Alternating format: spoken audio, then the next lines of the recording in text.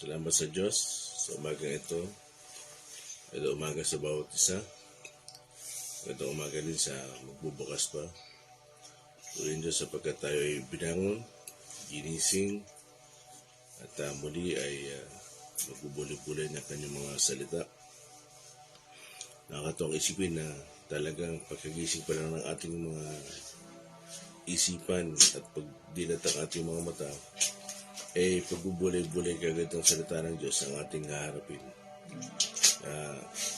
Bago ang lahat, bago magpatuloy tayo muna ay umawit ng anong tatamising sa Diyos na kalaang.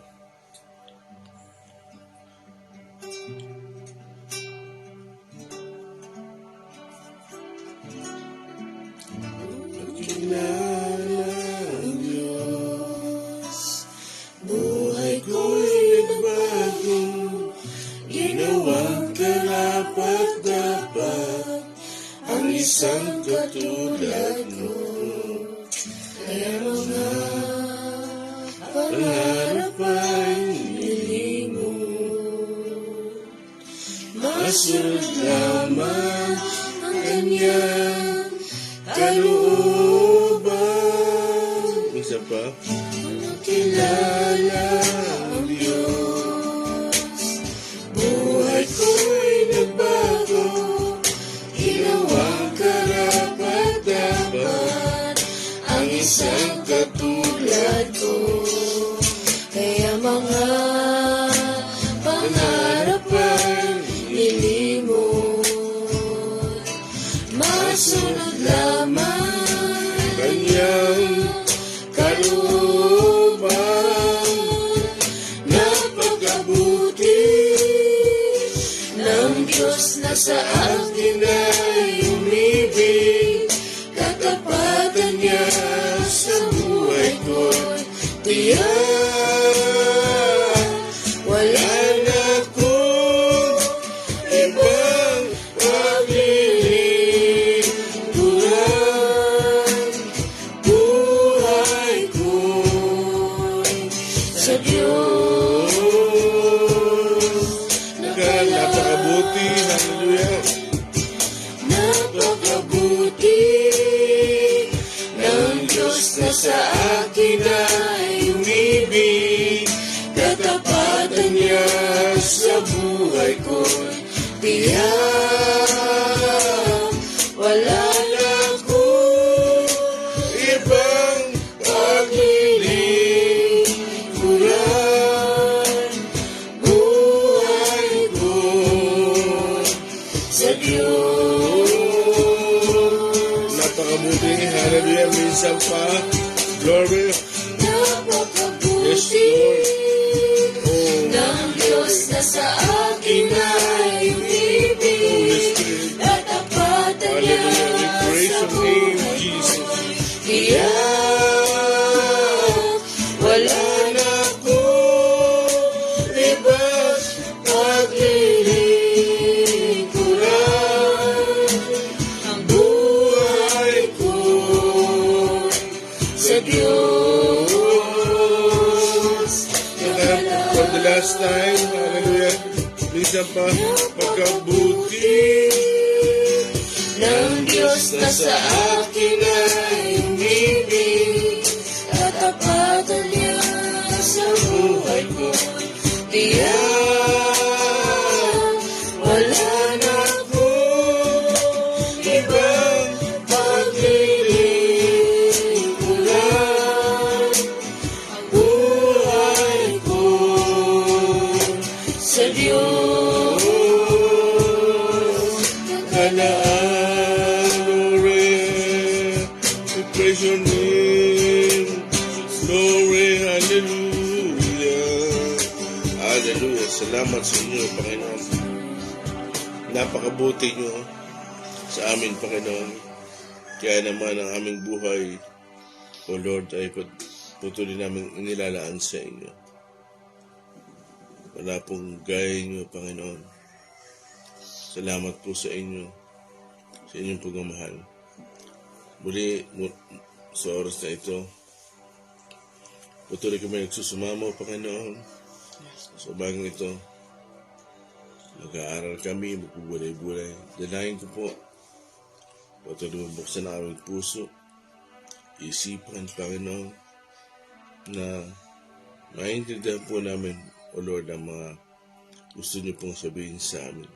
Salamat po sa umaga ito. Patuloy mong siya sa atin ang aming puso at isipan, Panginoon, at sa gayon ay patuloy kami maging karapat-dapat sa inyo. Pinagkakatiwala po namin ang pag-aaral na ito sa inyo lamang po, Panginoong Yesus, Banal na Espiritu. Salamat po sa inyong walang sawang paggabay, pagsama, patnubay, pagtuturo. Maraming salamat po. Purihin po kayo, Ama, sa pangalan ni Jesus. Amen.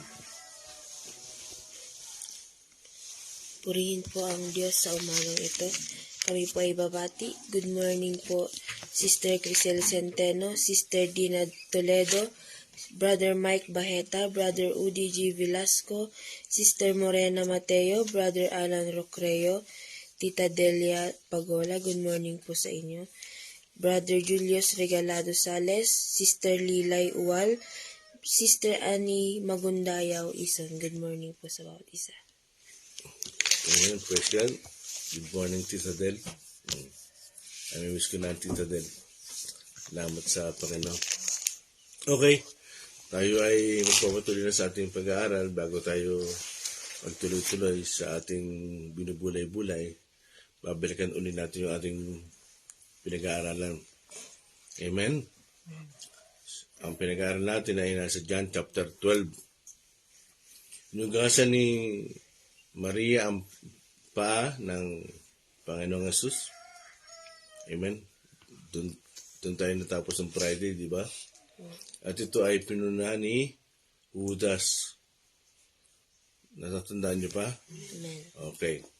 So, ngayon, bago tayo magpatuloy sa pagbubulay-bulay, may mga ikuko tayo mga verse kasi may mga parallel yan. Anong ibig sabihin ng parallel? Kapareho. Pero, bagamat pareho yung talata, makikita nyo, mapapansin nyo kung ano ang pagkaiba. No? Kaya, unahin ko muna siguro yung sa Lucas na lang kasi yun ang medyo kakaiba. Dahil hindi yun kapareho talaga. Pero marami nagkakamali doon. Sa Lucas chapter 7, no? Verse 36, Sister Rami, na kanino yun? Kakabasa muna. Bago natin i-quote yung Matthew tsaka Marcos. Kasi yun ang parallel nung binabasa natin sa John. Yun yung parallel ng John chapter 12, verse 1 to 8. Yun ang kapareho nun. Pero mayroong pagkakaiba yun. Kaya yun ang i-establish natin. Pero i-quote muna natin itong kapareho ng ginawa. Kasi akala nila, no, kahit noon, nagkamali din ako. Akala ko, si Maria na kapatid ni Marta, ay isa lang sa Lucas chapter 7, verse 36, na si Magdalena. Magkaiba yun. Pakibasa nga. Pakibasa, please. Lucas chapter 7 verse 36. Minsan, si Jesus ay naanyayahang kumain sa bahay ng isang Pariseo. Pumunta naman siya at dumulog sa hapag. Tuloy ko po. 37. Nang mabalitaang kumakain si Jesus sa bahay ng naturang Pariseo, isang babaeng itinuturing na makasalanan sa bayang iyon ang nagpunta roon na may dalang pabangong nasa sisidlang alabastro. 38. Umiiyak siyang lumapit sa paanan ni Jesus at hinugasan ng kanyang luha ang mga paa nito. Pinunasan niya ng kanyang sariling buhok ang mga paa ni Jesus. Hinalikan ito at binuhusan ng pabango. 39. Nang ito'y makita ng Pariseyong nag-anyaya kay Jesus, nasabi nito sa sarili, kung talagang propeta ang taong ito, dapat ay alam niya na ang babaeng humahawak sa kanyang paa ay isang makasalanan. 40. Tuloy. Bilang tugon sa iniisip ni Simon, sinabi ni Jesus, Simon, may sasabihin ako sa iyo. Ano po iyon, Guro? Sagot niya, 41. Kaya't nagpatuloy si Jesus. May 2 taong umuutang sa isang... Dalawang tao. Hindi taon, tao. May 2 taong umuutang sa isang nagpapahiram ng pera. 500 salaping pilak ang inutang ng isa at 50 salaping pilak naman sa ikalawa. 42. Nang hindi sila makabayad, kapwa sila pinatawad. Ngayon, sino kaya sa kanila ang higit na magmamahal sa pinagkautangan? 43. Sumagot si Simon, sa palagay ko po'y ang pinatawad sa mas malaking utang. Tama ang sagot mo, tugon ni Jesus. 44. Nilingon niya ang babae at sinabi kay Simon, nakikita mo ba ang babaeng ito? Pumasok ako sa iyong bahay at hindi mo man lang ako binigyan ng tubig para sa aking mga paa. Ngunit hinugasan niya ng luha ang aking mga paa at pinunasan ito ng sarili niyang buhok. Okay, thank you. So dito makikita nyo, yung pagkakaiba, kasi marami nagkakamali dyan. Para pag na-encounter nyo yan, ay maiisip nyo na magkaiba yan. Pero pareho ng tao, parehong pangalan ng tao. Sino yun? Si Maria. Maria na, tiga Magdala. Pag sinabi Magdala, Magdalena. Magdala kasi, place yun. So, Magdalena, tiga roon siya. Kaya Maria Magdalena. Kakaiba yan sa John chapter 12. At makikita nyo, sa John chapter 12 din, may kapareho ding tao. Naunawa nyo. Sino yun? Sa John chapter 12, ay makikita nyo na yung pinuntahan pala ng Panginoong Jesus doon ay ang pangalang Simon. Marahil, kapitbahay siya nila Lazaro at Maria. Magkalapit or kamag-anak. Marahil lang. Kasi wala naman sinabing kamag-anak na. At yung Simon na tinutukoy sa John chapter 12, at ang paralan niya ay Marcos at Mateo, ay Simon na ketongin. Kaya pagdating sa Lucas, makikita nyo, yung Simon na tinutukoy doon ng Panginoon, isang Pariseo. Kaya maraming nalilito niyan. Yung kaharap ng Panginoon si Maria Magdalena, ang taong nandun ay Pariseo. Ang pangalan ay Simon. So, hindi yan katulad ng John chapter 12. Hindi sila pareho. So, hindi siya ang parallel ng John chapter 12. Kahit tingnan nyo sa King James, makikita nyo, ang footnote doon ay Marcos at Mateo. Yung mga may Bible na may footnote. Pag sinabing may footnote, ay kapareho. Okay? Pwede nating iwanan. So, ano sinabi ko nung huli? Hindi kapareho. Hindi niya parallel. Para pag may na-encounter kayo, maiisip nyo kagad, kapangalan lang yan. Ibang tao at kapangalan.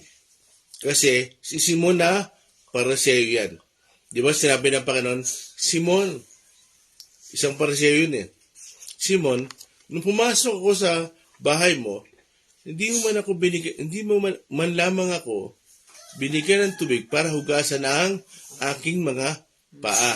Okay? Iwanan natin yan. Basahin natin ngayon yung text. Sunod-sunod dyan, Marcos at Mateo. Yung text muna natin.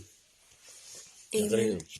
Magandang umaga po sa ating lahat. Ang text po natin sa umagang ito ay sa John chapter 12 verse 1 to 8 at ang topic po ay He is my everything part 2. Amen. Very good. Sabi po dito, 6 na araw bago sumapit ang pista ng Paskwa, si Jesus ay nagpunta sa Betanya, ang bayan ni Lazaro na kanyang muling binuhay. Verse 2, isang hapunan ang inihanda roon para sa kanya.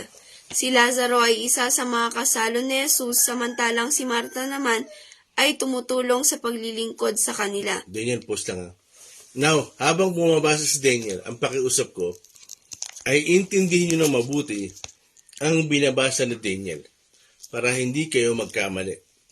Kasi yun nga sinasabi ko kay Pastor Jun kahapon. Kailangan iintindihin mo yung tanong, no? Para hindi ka ma-twist.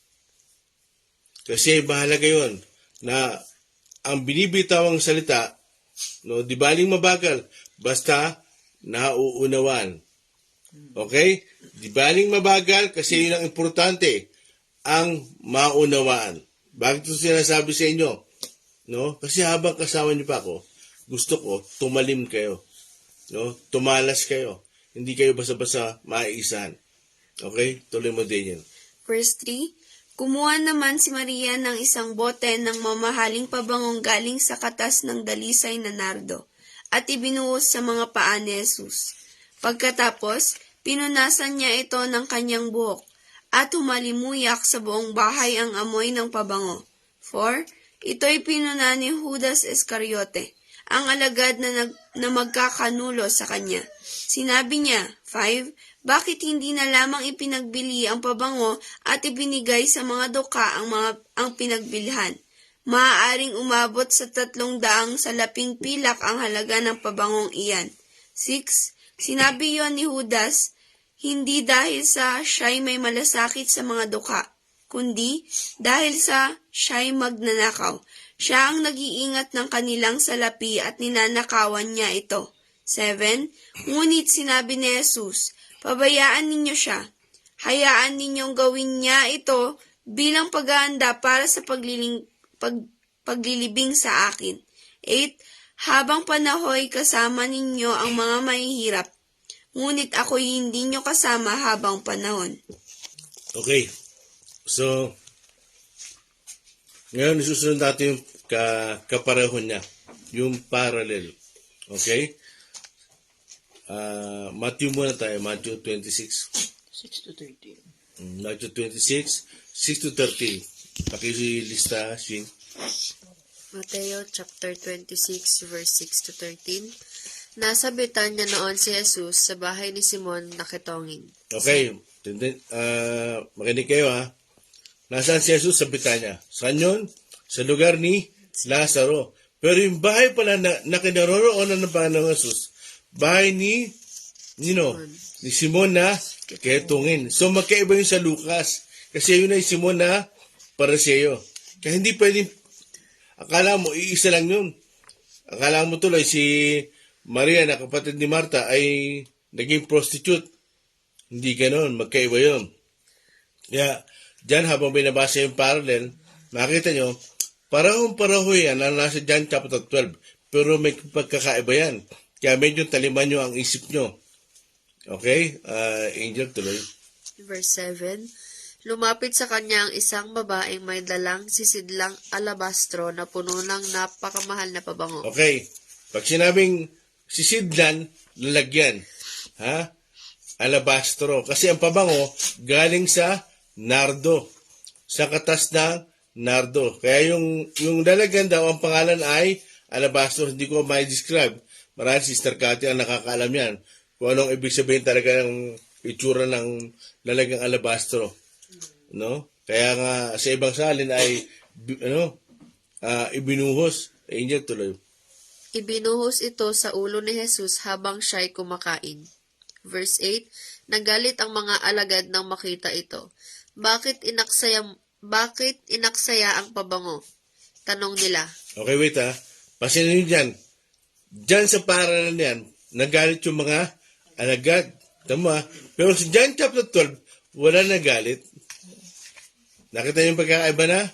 Pagkakaiba? Kasi si Judas lang ang nagsalita. Pero diyan may binabanggit si Mateo. Anong binabanggit ni Mateo? Nagalit yung mga alagad, yung mga apostol. Napasin nyo na? Ibinuhos daw saan? Tuloy. Verse 9. Naipagbilisan na iyon ng malaking halaga at naibigay sa mga mahihirap ang pinagbilhan. Verse 10. Alam ito ni Jesus kaya't sinabi niya, bakit ninyo minamasama ang ginawa niya? Isang mabuting bagay ang ginawa niyang ito sa akin. Okay. Ganyan, okay, doon na lang. So, nagsalita ang Panginoon doon sa aklat ni Mateo, bakit minamasama nyo? So, ang tingin pala ng mga alagad ay masama. Kasi sayang. Nang hinayang sila. Okay? Next natin yung Marcos. Marcos 14. Marcos 14, verse 3. Marcos chapter 14 verse 3. Mm. Itong si Herodes ang nagpahuli kay Juan. Ipinagapos niya ito at ipinabilanggo dahil... Marcos 14. Marcos 14, Ano pala? verse 3. 14 verse 3.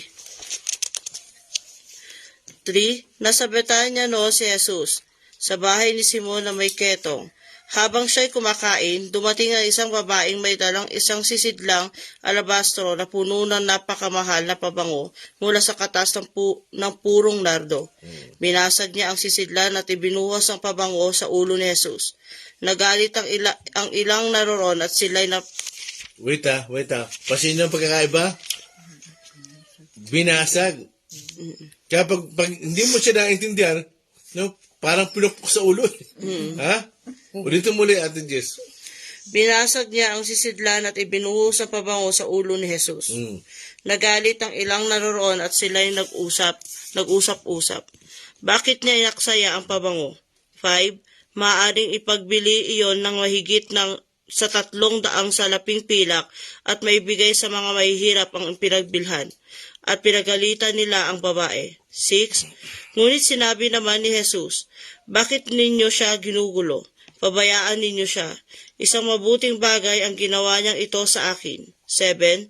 Sapagkat habang panahoy kasama ninyo ang mga mahihirap, at anumang oras ninyong naisin ay makakagawa kayo sa kanila ng mabuti. Ngunit ako'y hindi ninyo kasama habang panahon. Okay. 8. Ginawa niya ang kanyang makakaya. Hindi pa may binuhusan na niya ng pabango ang aking katawan bilang paghahanda sa paglilibing sa akin. 9. Tandaan ninyo, saan man sa buong mundo ipangaral ang magandang balita. Ang ginawa niyang ito ay pinahayag din bilang pag-aalala sa kanya. Amen. Thank you, Ate Jess. So dito,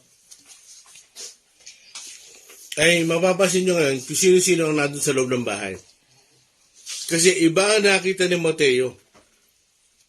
At iba rin ang obserbasyon ni Marcos. At iba rin ang napansin ni John the Beloved. Kasi kay John the Beloved, no, ay hindi niya na binabanggit yung ibang masyado. Gaya ng binasag. Hindi niya na isinulat yun. Yung nagalit, hindi niya isinulat yun. Siya iba nag-focus si John the Beloved. Sino si John the Beloved? Yung best friend ni Jesus. Yung minamahal ng Panginoong Jesus. So, dito ay mauunawaan natin, yung Marcos at Mateo, makikita nyo, saan daw ibinuhos? Saan? Sa ulo. Ano ang pagkakaiba rin dyan? Chapter 12, tsaka Marcos at Mateo. Yun. Sa parallel, ay ibinuhos sa ulo. Napasin nyo? Tapos sa dyan, sa paa. Ano ba talaga ang totoo, kuya? Bakit ganyan? So parang maguguluhan ka na. Hindi po. Kasi, ang sinulat ni Mateo ay yung tinutukan niya, yung pinagpukusan niya. Yun ang sinulat niya base sa kanyang obserbasyon. At ganoon din si Marcos. Kung ano yung obserbasyon niya, ay isinulat niya. Ano ba? Yung nagalit. Di ba? Nagalit yung mga apostol. Pero siyempre, pag isinulat natin, kung anong ibig sabihin na nagalit, parang pangit. Pero si John, hindi niya na isinulat yun. Kaya, dito ay makikita natin, mga kapatid, at mauunawa natin, meron kasi akong gustong i-establish sa inyo. Okay, uulitin ko. Si Mateo at si Marcos ay ang sinulat niya ay ibinuhos sa ulo. Nandiyan pa ba kayo? Amen. Binuhos sa ulo. Pero si John, isinulat niya ay sa paa ibinuhos. Diba? Saan sila nagkakapareho? Pinunasan ng buhok. Amen? Saan pa? Saan pa sila nagkakapareho? Sa pabango. Galing sa nardo at alabastro. Kaya pareho yan. Pero may pagkakaiba sila ng isinulat. Now, paano natin i-establish yan? Pareho, pero magkaiba ng sinulat sa ulo tapos paa. Naman niyo ba? Now, makinig kayo. Bahal sa history at kultura ng mga Hudyo, pag pala ang mga Hudyo ay may bisita, alam niyo yung salitang estima? Yung pag-aasikaso, pag-entertain, base sa mga kultura ng mga Hudyo. Pag sila pala ay may bisita, hindi naman kayamanan yung mga yung mga pinunta ng Panginoong Jesus sa Betanya, hindi kayamanan niya. So, pag sila pala ay may bisita, siyempre uupo yan sa long table, kakain yan. Alam niyo ba, nung unang panahon, yung mga tao, medyo mahaba ang buhok. Hindi ganito. Ito, bagong gupit to eh.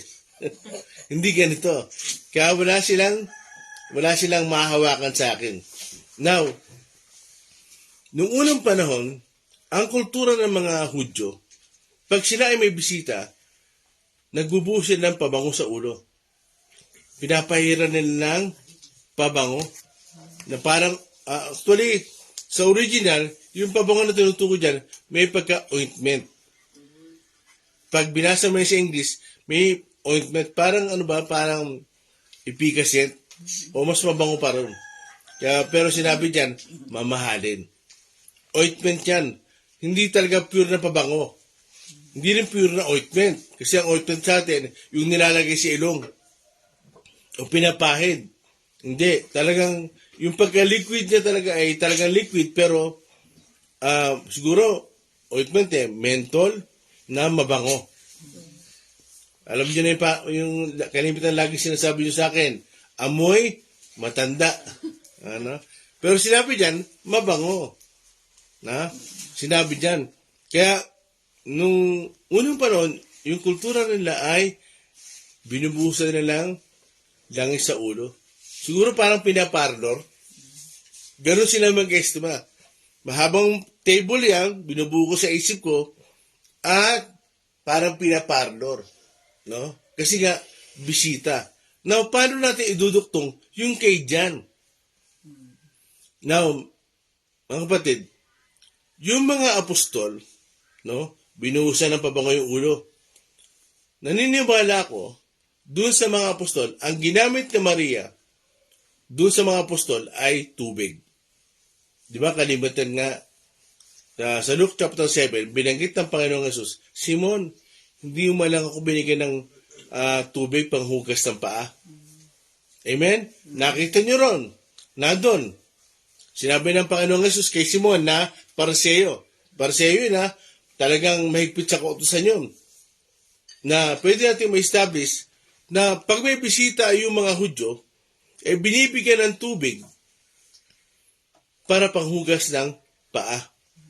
At kalimitan, ang paglilingkod binubuhusan ng tubig yung kanilang paa at pinupunasan. Makinig kayo mga kapatid. Pero ang ginawa ni Maria, binuhusan niya ng pabango ang Panginoong Jesus at marahil yung ibang bisita, pero yung kabuuan ng alabastro, nung bote, lahat ay ibinuhos niya sa paa ng Panginoong Jesus. Naunuan. Lahat ay ibinuhos niya. Kasi ang ginawa niya lang doon sa mga Pariseo tuloy, mga apostol, ay marahil dinampian, dahil parang pinaparol parang inaasikaso, dahil kumakain sila ng tinapay Parang nagbi-meeting ba, yung nagtitipon. Kaya yung mga apostol, medyo may kahabaan yung buhok, no? Inilalagay nila sa mga bawat bisita yung ointment na mabango. No? Mga apostolin, Pero, pagdating kay Jan, lahat ng natitirang pabango. Kaya nanghinayang si Judas. Kasi hindi manghihinayang si Judas kung sabok niya lang ginamit. Naunuan, kasi nga kultura nila. Ha? Kultura nila yun, kaya parang okay lang. Marahil pati buhok ni Judas ay nalagyan, kaya hindi siya lang hinayang. Nanuan niyo ba ako?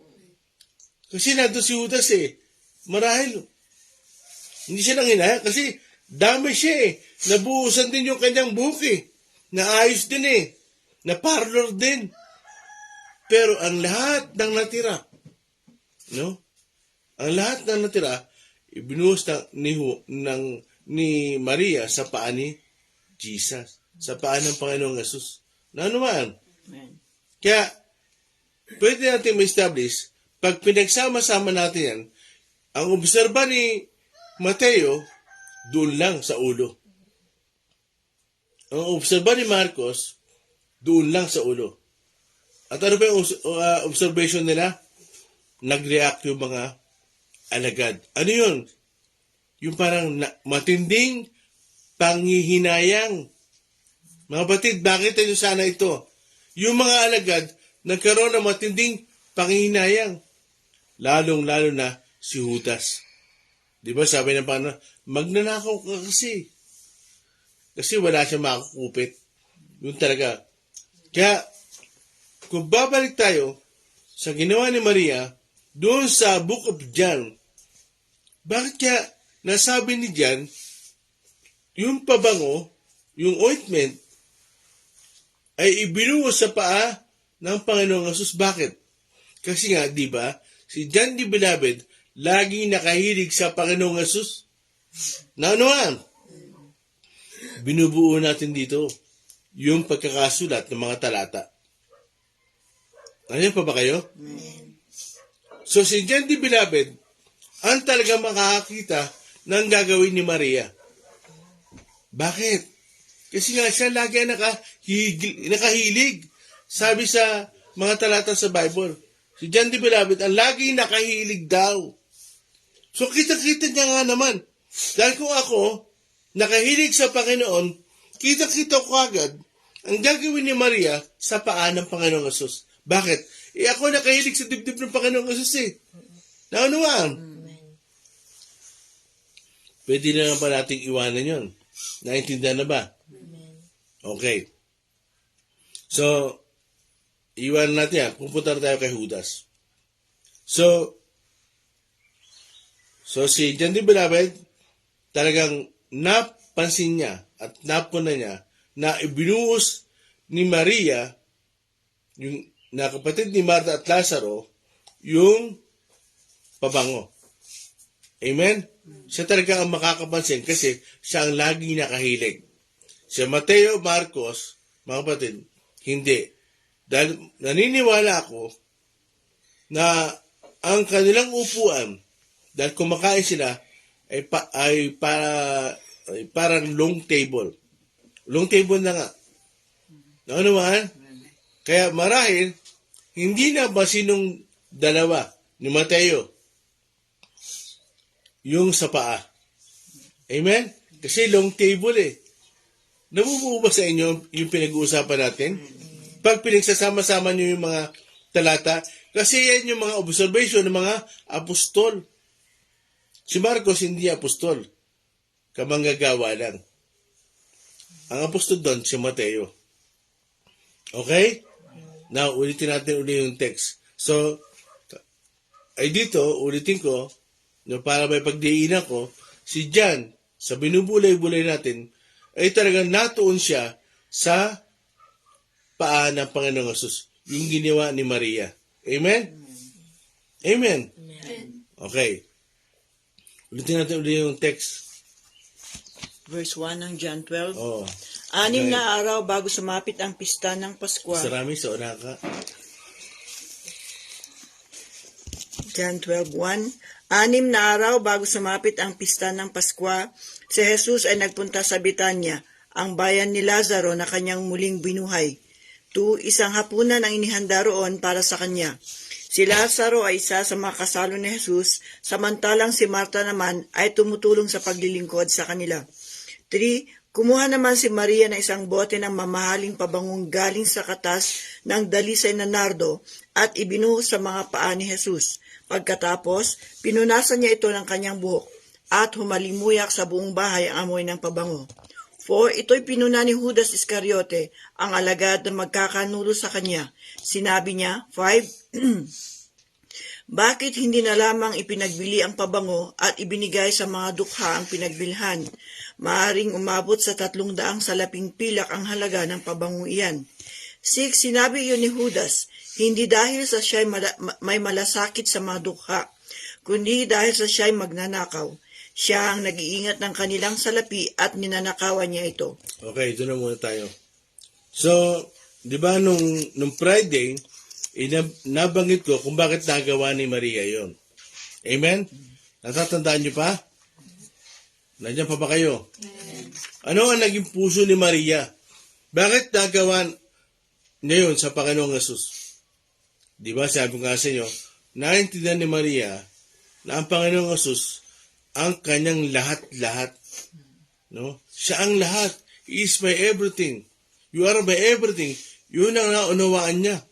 Kaya doon sa iba na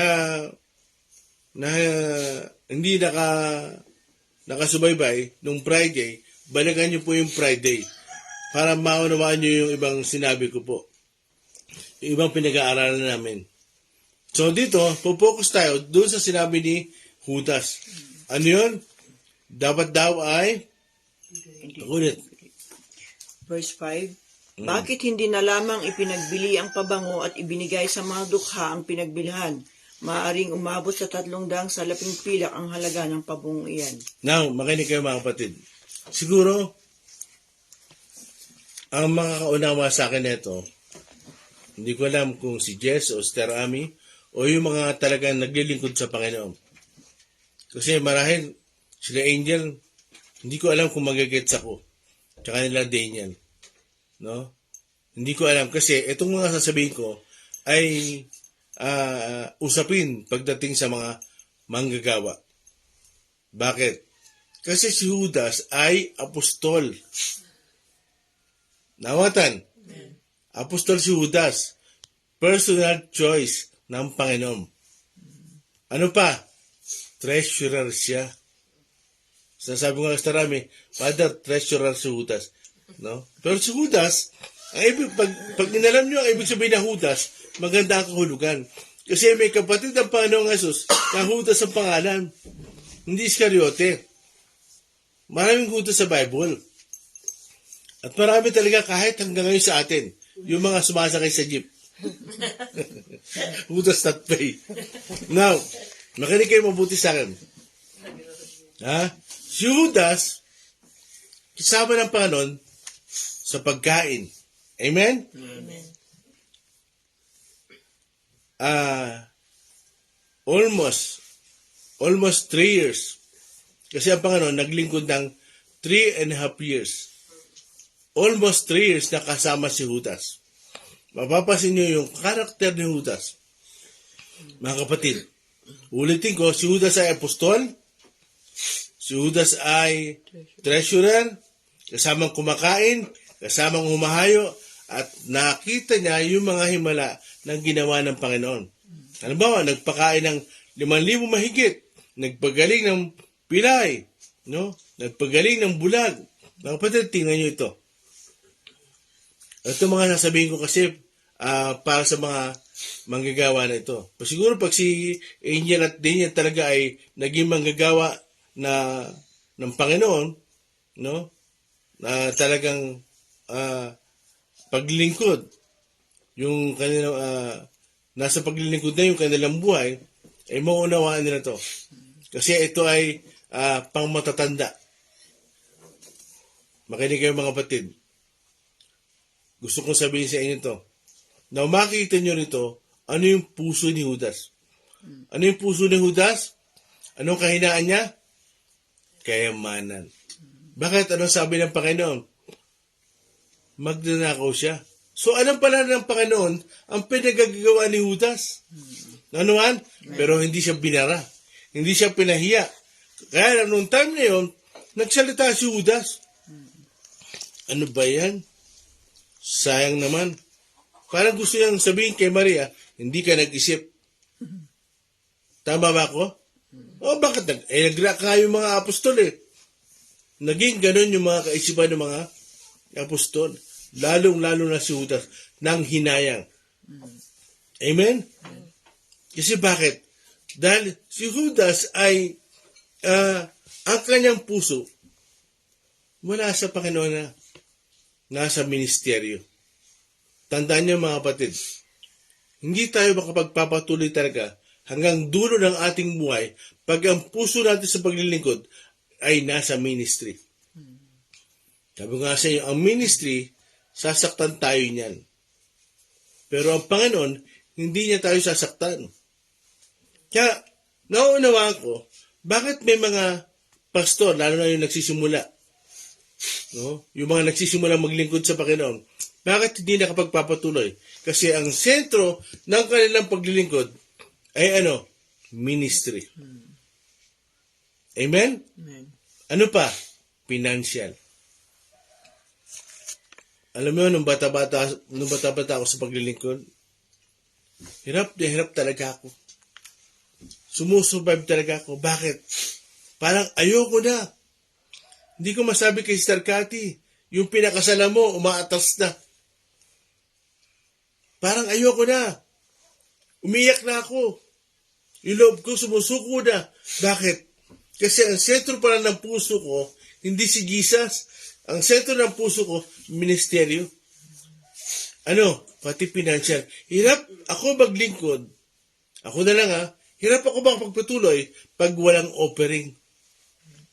Kasi ang offering ng namin nun, 30, 40, 50 pesos. Tapos mangingisda ako. Kaya ang dati ni Pastor Joseph, kala ko, ibibigay niya sa akin, suporta. Ayan. Uwi ka na uli sa inyo. Kasi pumupunta akong Batangas nasa Rasak ako.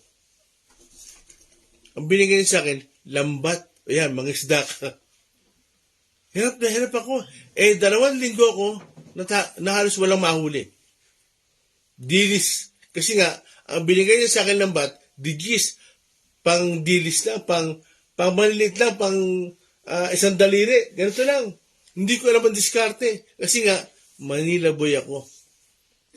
Sanay ako sa mall, sa SM. Sanay ako na may pera. Kaya, hirap na hirap ako. Kaya, ngayon ko naintindihan, pag ang isang apostol, o ang isang manggagawa ng Panginoon, ang sentro ng kanyang buhay ay ministeryo at financial, may hirapan makapagpatuloy yan. Why? Pasin niyo si Judas. Bakit hindi nakapagpatuloy si Judas? Kasi nga, ang kahinaan niya ay ministeryo at financial. Pastor, bakit po nasabi? Oo. Bakit si Judas ang napili? Dahil kahinaan niya ay pera. Mga kapatid, tandaan niyo mga kapatid, hindi ang Diyos ang nagpahamak kay Judas. Si Judas ang nagpahamak sa sarili niya. Naawatan?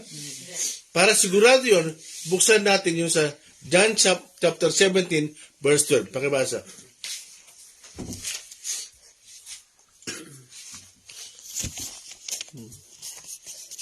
John chapter 17, verse 12, sabi po dito, habang kasama nila ako, iniingatan ko sila sa pamamagitan ng kapangyarihan ng inyong pangalan. Ang pangalang ibinigay mo sa akin. Pinangalagaan ko sila at walang napahamak sa kanila, maliban sa taong humanap ng kanyang kapahamakan upang matupad ang kasulatan. Okay, pause lang. Ipaulit ko yan. Now mga kapatid, ano yung binabasa ni Kuya Endel? Yan yung prayer ng Panginoon sa mga apostol. Sa John chapter 17. Yan yung prayer niya kasi nga, siya ay malapit ng mamatay at umalis. Siyempre, pag namatay siya, siguro mga 1 buwan na lang mahigit, mag-i-stay siya. Kasi ang Panginoon, nung muling mabuhay, nag-stay pa ng 1 month bago siya umakyat sa langit. Amen? Kaya ang Panginoong Jesus, nag-pray doon sa kanyang mga alagad. Pinag-pray niya sa Ama. Ama, ingatan mo ang mga apostol. Ingatan mo ang mga pinagkatiwala mo sa akin. Ingatan mo siya sa iyong pangalan. Hindi ko idinadalangin na ingatan mo sila ingatan mo sila sa sanlibutan, kundi sila, yung mga apostol. Hindi yung sanlibutan ang dinadalangin ko. Yung sanlibutan, pasama ng pasama yan, mga kapatid. Yung mundo, pasama ng pasama. May gera ang Hamas, at yung mga bansa, talaga makakita mo, ang gusto, patayan. Pasama ng pasama. Iba't iba. Kaya ngayon, nag-pray ang Panginoon. Pinag-pray niyo ang kanyang mga apostol. Tingnan niyo ang prayer na ito. Ulitin mo kaya, Endel.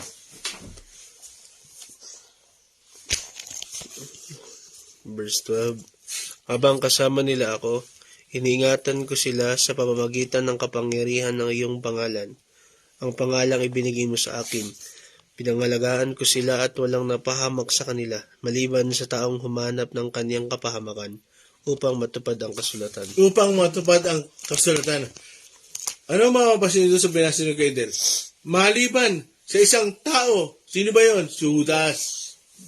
Ang humanap ng kanyang kapahamakan, mga kapatid.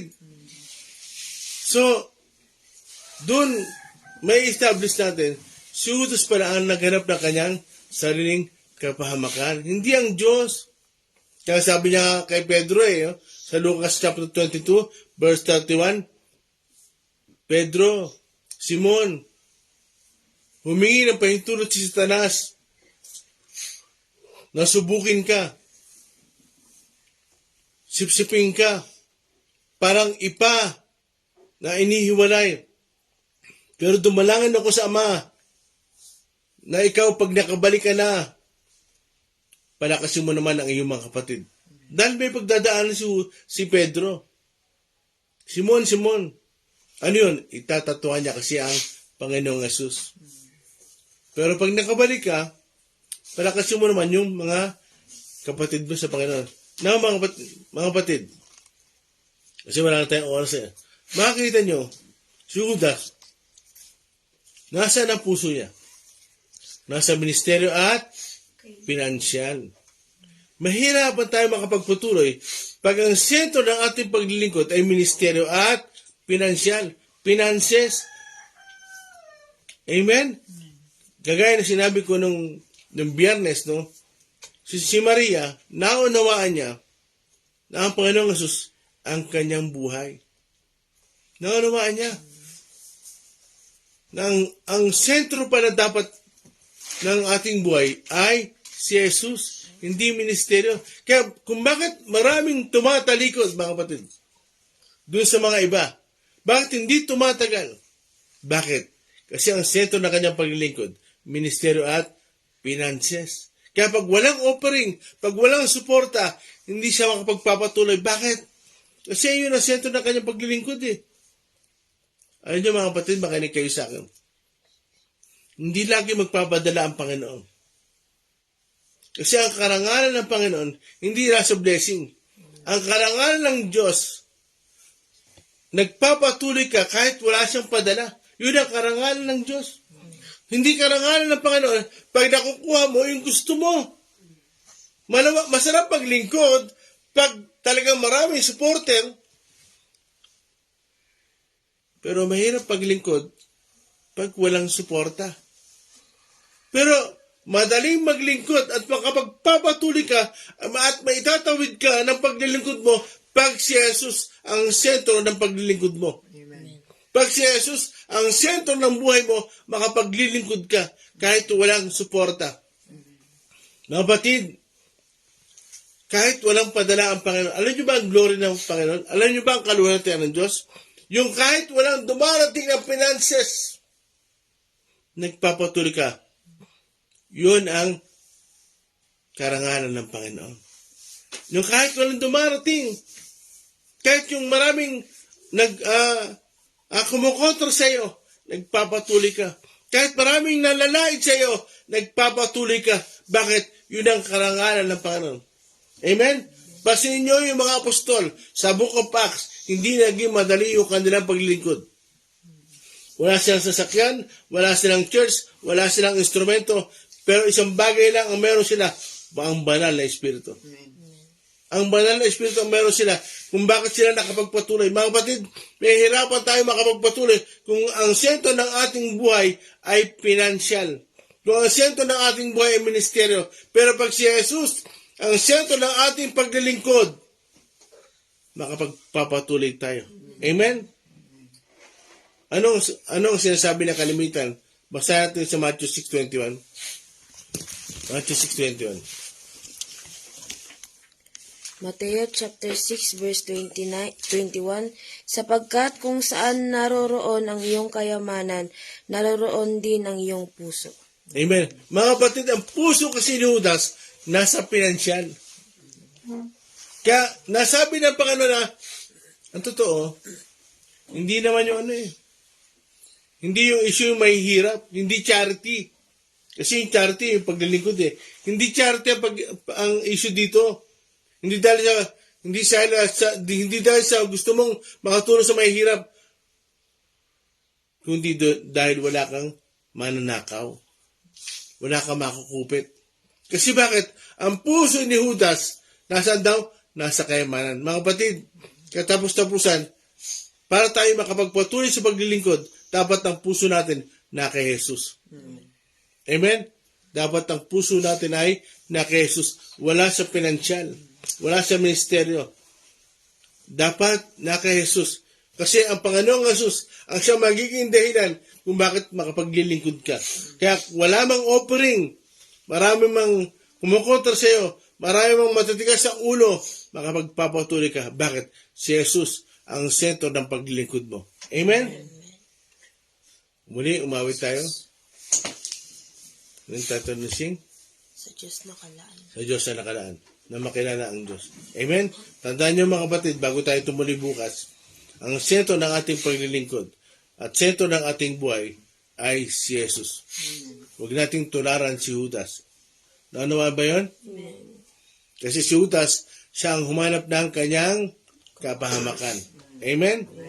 Pwede naman siya bumalik Pwede siyang humingi ng tawad kasi nakapako pa ang Panginoon, nagpapatawad na kasama doon si Judas. Ama, patawarin mo sila sapagkat hindi na nalalaman na kanilang ginagawa. Kasama doon si Judas. Kasama doon yung mga sundalo ng Romano. Kasama doon yung mga Hudyo. Kasama doon yung mga Pariseo. Amen?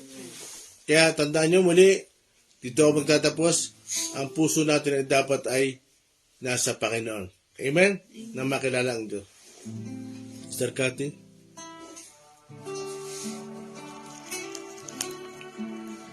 Makilala ang Diyos.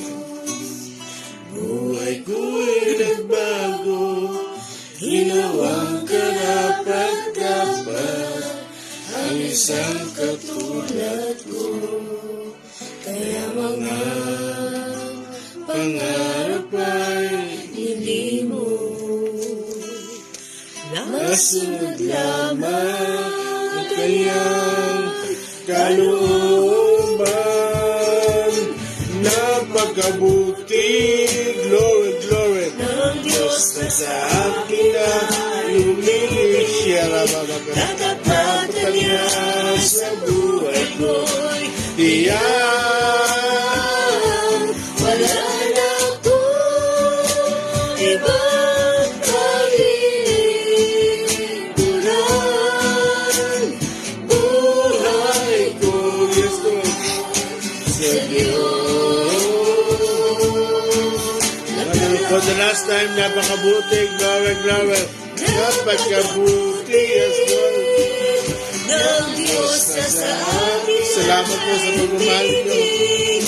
Katapatan niya Tiniis sa ko kami, buhay ko. nirawan niyo kami, pinahal niyo kami. Hallelujah. Wala na ko ibang pag-ibig. Kayo lamang po, Panginoong Jesus, ang buhay ko, buhay ko. Buhay ko, buhay ko. Buhay ko sa Diyos. Sa Diyos Nagalaan. Kailangan natin ang ating buhay. buhay sa Panginoon. Hallelujah. Sa kanya natin ilaan ang ating puso, ang ating buhay. Salamat po sa mga pagtuturo niyo, Panginoon. Praise you, Jesus. Tarkati. Thank you, Jesus. Salamat sa inyo, Panginoon. Tunay po kayong mabuti sa amin, Panginoon. Salamat po, O God, sa kwento na ito na hinayaan mong maisulat sa lahat ng aklat, Panginoon, sa gospel, O Diyos. Salamat sa inyo, Panginoon, sa devotion na ibinigay ng isang babae, isang magandang halimbawa na naipakita sa amin, Panginoon. Tulungan niyo po kami na ibigay din po ang aming lahat sa kabila ng aming kalagayan. Huwag kaming tumingin sa aming kawalan o kung anong meron kami, Panginoon. O maari ay ang dami na naming hawak pero hindi pa rin makapaglingkod. Lord, tulungan niyo kami na maibigay ang aming pinakamabuti mula sa aming puso, Panginoon, na paglilingkod sa inyo, Panginoon. Hindi sa gawain niyo, Panginoon, bagamat muna sa lahat kayo, Panginoon, ang aming paglingkuran. Sa pagising sa umaga, Panginoon, sa maghapon, hanggang sa pagtulog, kayo, Panginoon, ang aming sentro ng aming puso't isipan at ng bawat galaw namin, O Diyos. Tulungan niyo kami, Panginoon. Linisin niyo kami, ano man yung mga hindi na namin dapat ginagawa, Panginoon. Lord, para ang aming tuon, ang aming devotion ay talagang maging 100% sa inyo, Panginoon. Salamat po, Panginoon, sa araw na ito at dalahin kong patuloy na pagkilos at paggawa ninyo sa anumang tatahakin ng bawat isa sa aming mga kanya-kanyang buhay. Patuloy naming inilalapit ang bansang Israel, Panginoon. Ikaw po ang alam namin na Commander-in-Chief ng bansang ito. Lord, ano man ang nangyayari ito, Lord, salamat sa inyo.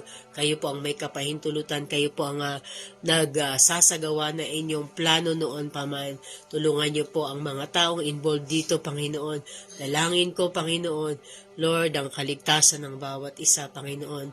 Lord, kung mga bata, mga matatanda, Lord, ng civilians, sa mga sundalo, Panginoon. Lord Jesus, Lord Jesus, kahabagan niyo ang hinihingi namin, Panginoon. Kahabagan niyo, Panginoon.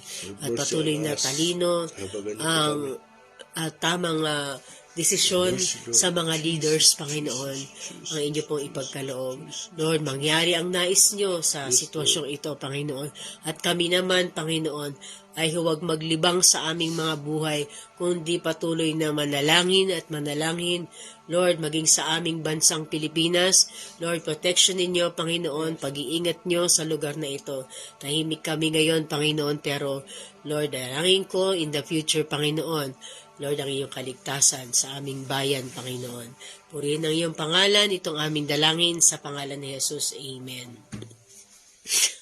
Good morning po sa ating mga kasama. Brother Jefferson Makalintal, Pastor Jerry Curig, kumusta po sa inyo? Anita Katembong, Angelica Fernandez, Auntie Sally Laksigen, J.D. Salarda, at Helen Tongson, Pastor Jojo Teruel, Eden Danyo, Faustina Puentes Robero, William Villacorta, Brother Mario Mongcal Jr., Dominga Tataro, Kuya Matlanga, Ma'am Lorna Calixto, Alan Fabriag, Gresaldine Perez, Oliver Martinez, Sister Telma Dawson, Raquel Narboneta, Ining Ruiz, Rochelle Nopre, Cherry Pimentel, JB Bacal, Joseph Lanes, and Sister Gina yan, magandang umaga po sa inyo.